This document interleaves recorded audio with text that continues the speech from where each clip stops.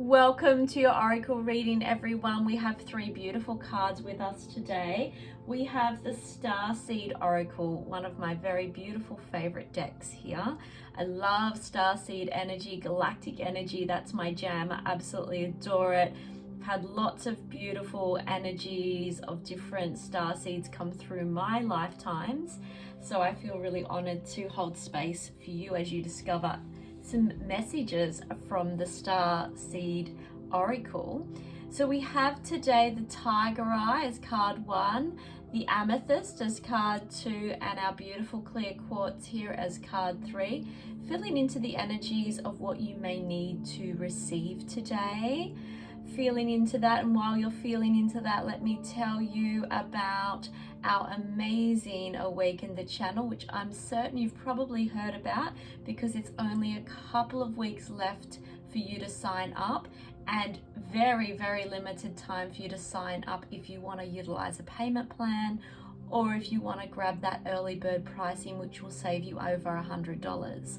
So it's a 3-day event. However, it is a replay. So if those days, times, moments are not aligning with you, you're not missing anything. If you are receiving the replay, you can still reach out and be part of the question and answer sessions if you reach out during the event. And if you just watch the replay, chances are someone's probably asked one of the questions that you have anyway, because that's how it works in these amazing collective containers.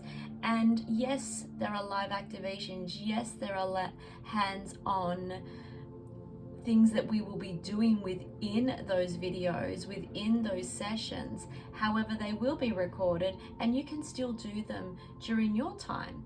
So I'll teach you what to do. And because there'll be so many of us on the call anyway, not everyone will be responding personally to me. We will have time for questions and answers, which will be placed in, and I will then address them the following day. So you're not missing anything if you can't attend live. It's always fun to attend live. So if you can, please join in live. But if you cannot, for whatever reason, you're not missing any of the magic. There is no such thing as time and limitations. We don't have, energy doesn't have bounds by time. Time is a human construct. It's not energy. It's not part of receiving and giving. So you will get this live transmission just as you do at any other live transmission that we do. You can get it a month later. You can get it 2 months later, whenever you're ready to receive it. So it's always nice to have the replays as well, so that even if you are live, you still get access to replays so that you can go over and over and over again. So which card have you chosen? Let me know in the comments.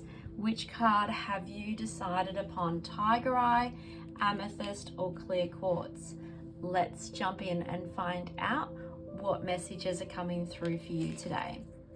So card number 1 here, we have the Seas of Mintaka. I love the Mintakan energy. It has a really beautiful, strong, it's a water energy. It's like a water planet, and it has a beautiful healing and very high telepathic energy as well. So if you are somebody that is probably really connected with spirit, feels that you're a medium channel of some sorts with higher realm access, you may have had a lifetime in Mintaka. It is a beautiful healing. Everything's of the light. It's got such beautiful lightness about it. Those people that you meet and you just go, wow, they're just so positive and bright.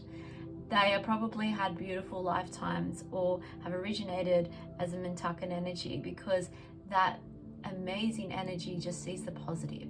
So if you're getting this beautiful card today, the Seas of Mintaka, this is your call to what can you bring light to?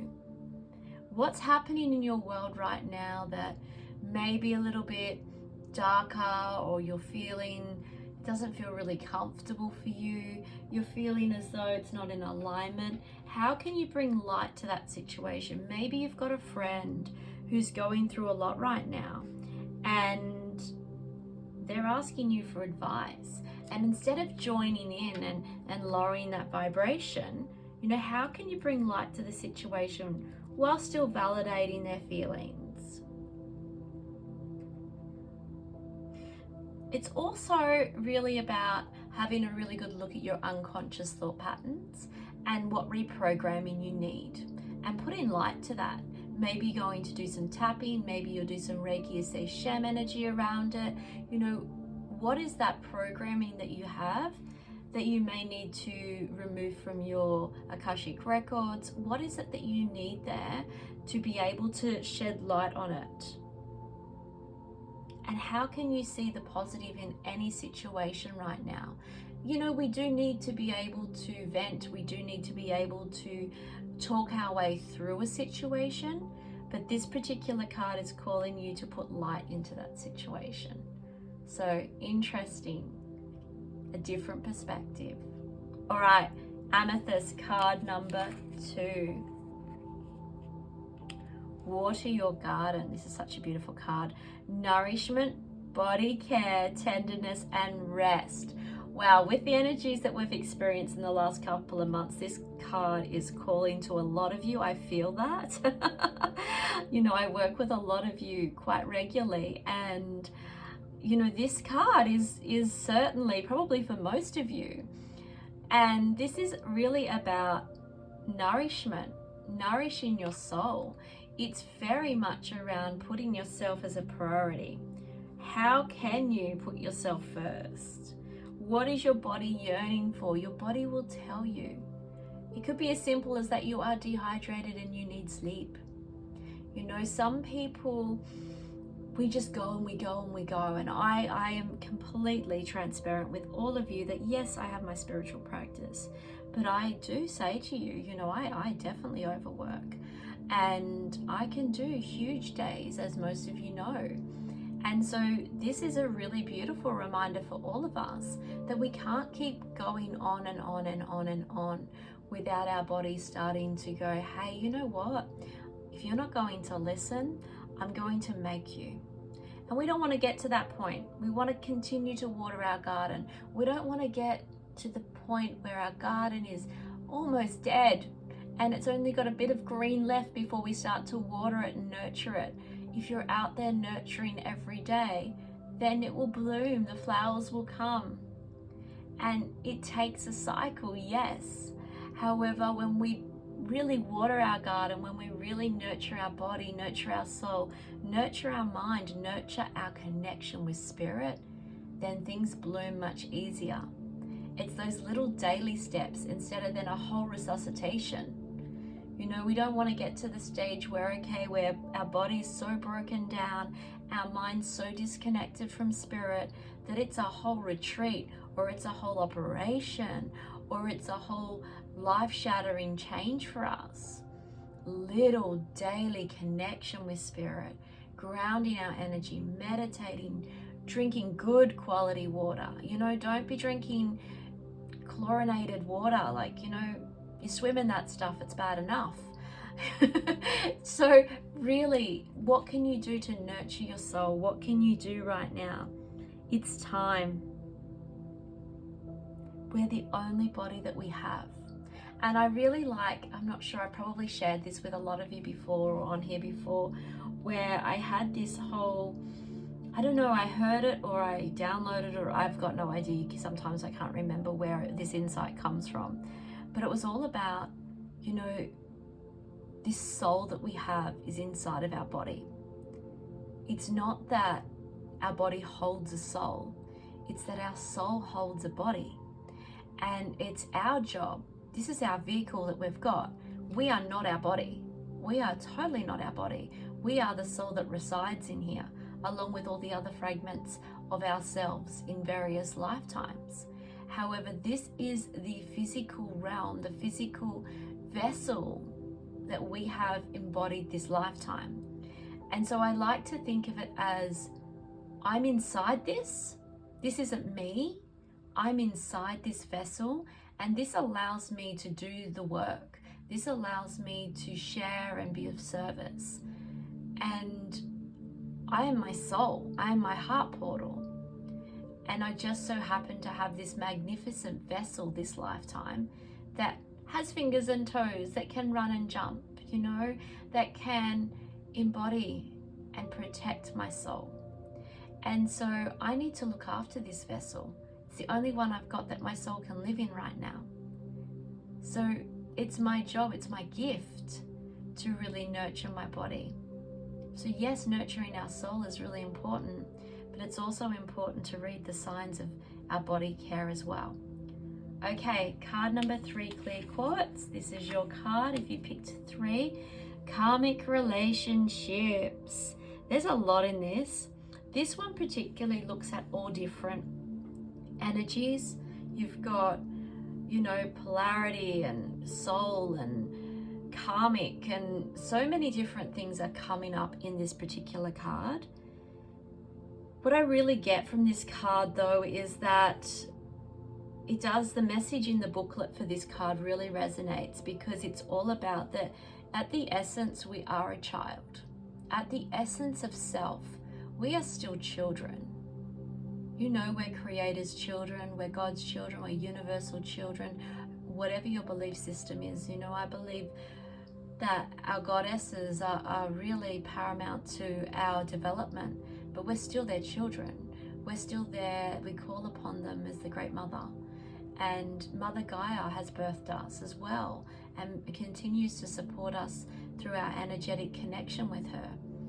And so we are children, and it's interesting when we get triggered how quickly we revert to kids, how quickly we revert to that protection of our wounding or our things that have really hurt us when we've been growing as children. And when we're in conflict with one another, regardless of what relationship this is, whether this is friendships or family or co-workers, when you have conflict, you can't help but revert back to your childhood state. And so maybe you lash out, maybe you throw a tantrum, maybe you retreat and isolate, maybe you are aggressive and hateful. And this is a trauma response that you've set up in your early years to combat whatever it is that you have had to go through and step through. Or maybe it's also a resemblance of something from past life, or what you've seen in your own household growing up, wherever that may have been. And so this card really calls us to have a look at conflict and say, okay, where can we step into our soul here? Where can we restore? Where can we own our behavior and apologize for our behavior and make changes? And whether or not that person accepts our apology or accepts our behavior for what we've done, that's their journey, and that's okay. You're not responsible for that. Your purpose this lifetime isn't to make other people feel good about your actions. Your purpose this lifetime is to expand and shift and create an amazing life for yourself.